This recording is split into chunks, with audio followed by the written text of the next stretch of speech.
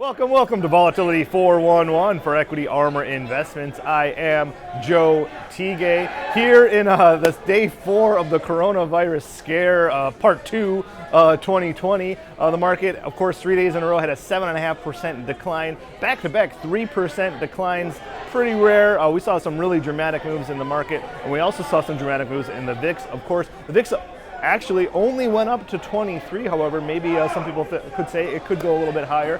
Maybe the market was saying, you know what, maybe it is overdone. We'll wait for the next leg lower, perhaps, to go higher in the VIX. And with that said, the futures, March future being the front month, only traded as high as 23. Now remember, 50 cent open interest, the 23 strike, the 24 strike, huge open interest there.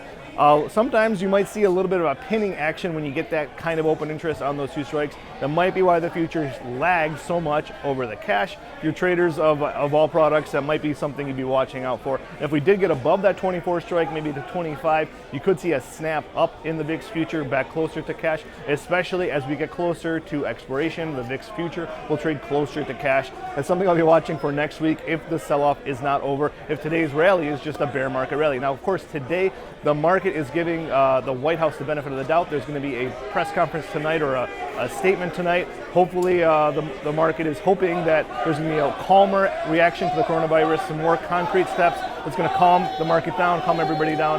That's what I'm watching. Also, I'm watching the bond market.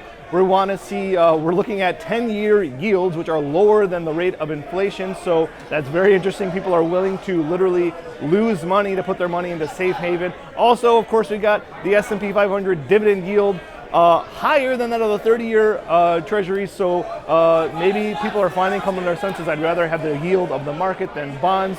We'll see. At some point that has to correct itself. Maybe it isn't time yet, but we're getting closer. For Equity Armor Investments, I'm Joe Tigay.